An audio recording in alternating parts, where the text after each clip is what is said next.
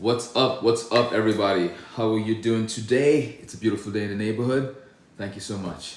Alrighty, so today we're talking about turning your menu into online products. All right, turning your menu into online products. We're gonna go through a few things. Let me.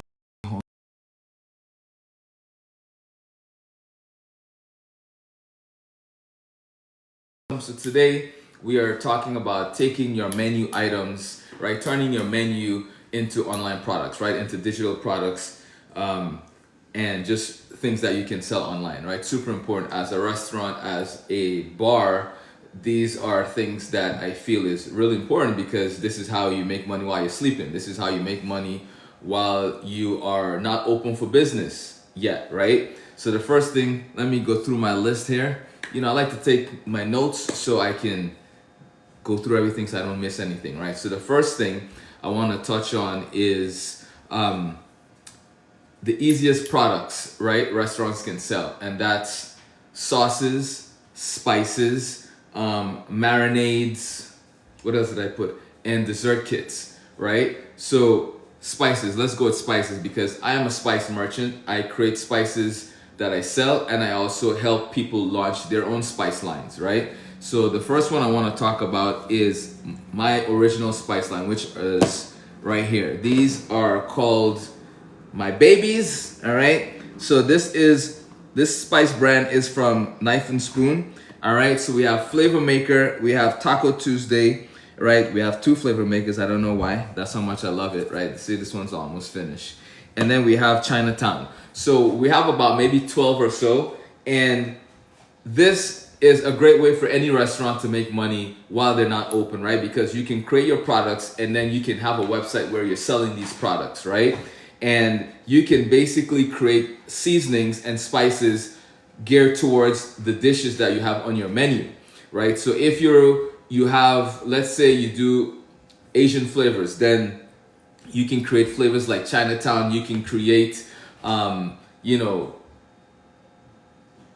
so many different flavors in terms of Asian foods. You can do Penang. You can do different types of Asian curries. You can do different types of stir fry. You can do Asian barbecue, right? I'll actually introduce my next brand that I co-founded with Chef Angelo Sosa. If you watch TV, right, you might have seen him or me on Food Network. Right now, he is on what is Flavor Town, right? So tonight, actually, if you watch Flavor Town, you'll see my co-founder, Chef Angelo Sosa. We created this brand together, and this is Flavor Bomb, right? So here's another Asian seasoning that you can basically create. So we created these, which is Asian barbecue, a chili crunch, all right, and then we have our Southwest.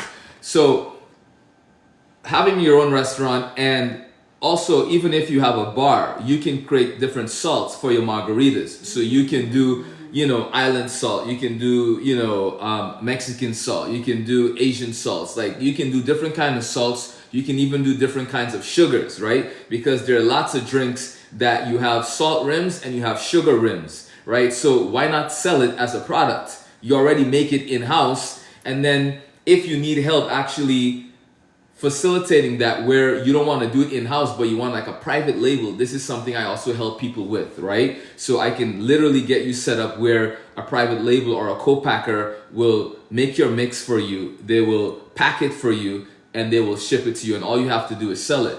And I can take it even a step further. If you don't want to be responsible for selling the product yourself in terms of shipping, I can set you up with a fulfillment center that will ship it for you. So basically, all you have to do is promote the product and sell it, and it's going to be packaged for you. It's going to be handled. It's going to be fulfilled. It's going to be shipped for you, and you have never would have had to lift a finger to do anything but market it to your clients, all right?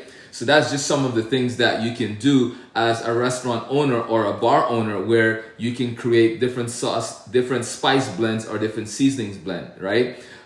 In terms of sauces, if you have really delicious sauces in your restaurant on your menu, then 100% this is something that you can also package and sell retail or even wholesale, right? Because a lot of people, when they come to your restaurant, they want to take a piece of that home with them. So what better way to have them take a piece of the restaurant with them home by buying the products that you have available, which is reminiscent of them being in your restaurant, right? So if there are any restaurant owners or bar owners, let me know, make yourself known. You know, towards the end of this live, we're gonna have a Q&A. So if you have any questions about taking your products digitally or taking your menu online, then that's why I'm here. I'm here Monday to Friday, and I share with restaurant owners and bar owners how you can basically make money online, right? In different forms. So, you know, there's the sauce, there's the sauces, there's the spice blends,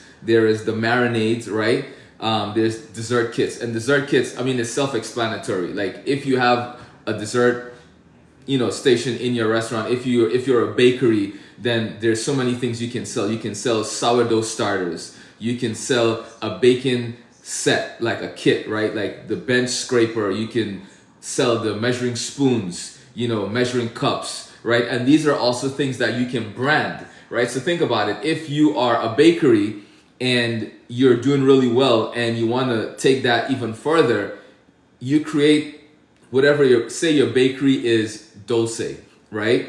You create a nice brand around that in terms of a logo, and then this is something that you can put on top of your products, right? Your equipment that you're selling, and that's even more branding for you. So now when people go to people's homes and they're using your equipment, that's free marketing for you, right? So just a few things to think about in terms of when you have a business and you want to expand into different places. These are some of the things that you should think about, right? Number 2 is why packaged products build loyalty. So now, you know, like I mentioned previously, customers love when they can bring something home from the restaurant they just ate, especially if the food was amazing, right? So by you having branded products, you know, things like this, you know, equipment that you can sell, this is a way for you to be in your customers' homes. So the minute they decide to go into their kitchen and cook, guess what they're seeing? Your product. And then what does that do? It reminds them of the amazing meal, yes, the breakfast, the lunch that they had at your restaurant, and then they're back, or they're telling somebody else about your restaurant, and therefore the word is being spread, because there's nothing better than word of mouth. And that is where the loyalty comes in, because now not only did they enjoy the food that they had at your restaurant or the drinks that they had, they now have something at home that they can use to remind them of how amazing that experience is. So it gets to live on even longer. All right. So if you know anyone that owns a restaurant or a bar, definitely share this live so they can come in and enjoy the conversation. And for anyone that's listening right now or watching that does have a restaurant or a bar or a bakery or anything of that sort, let me know. Comment 1 in the chat. And if you have any questions, please put the question in the chat, because I love to help my restaurant owners. I've been cooking professionally for almost 30 years. And for me, I just love the restaurant business. I love all aspects of it, right? From the hospitality to the experiences, and just how, you know, you get to make people feel when they come into your establishment, right? I train staff, I train people, I create systems, I help restaurant owners maximize their revenue based on doing things online, even in-house, like, you know, you name it. That's what I do. My consulting firm, that's how we help people, right? Number 3 I wanted to touch on was how one dish can become 3 revenue streams, right? The first one is the restaurant menu. You can sell menus to people, right? 2 is packaged goods, right? Packaged products. And 3 are cooking classes. So when you have clients or customers that come into your restaurant and they want to learn how to make a particular dish, you can have classes, right? Like if you are only open for lunch and dinner, you can do classes in the morning. If you're open for breakfast, lunch, and dinner, then you can do something online where you have one of your chefs running an online class. So there are multiple ways you can do cooking classes, right? With packaged products, it's just something that you have, and you can either sell it in your restaurant or you can sell it on your website. So obviously you have to have a restaurant to be able to sell your products not only in your restaurant, right? People, at the end of the day, the way to maximize making money online is you have to have a website. You have to have a place that people can go and get your products, so they don't need to wait until you're open for service, right?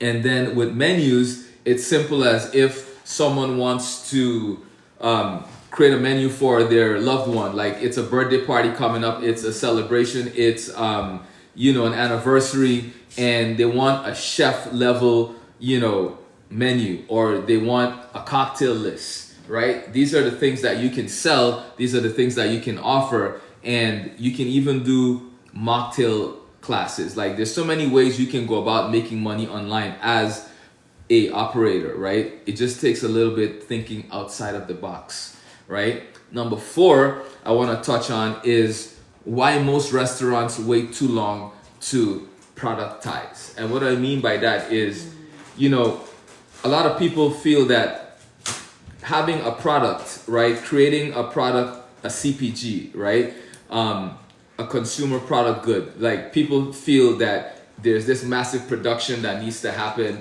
or this massive manufacturing situation, or they need to own a manufacturing plant or something like that. You just have to be smart about it. And the way to be smart about it is finding private label companies. When you find private label companies, they're able to do all the heavy lifting for you. So let's say you're a restaurant and you want to create your own line of seasonings, right? And you have no idea what that process looks like. All you know is you have the recipe for your seasonings, and you want to package it, you want to bottle it up, and you want to sell it.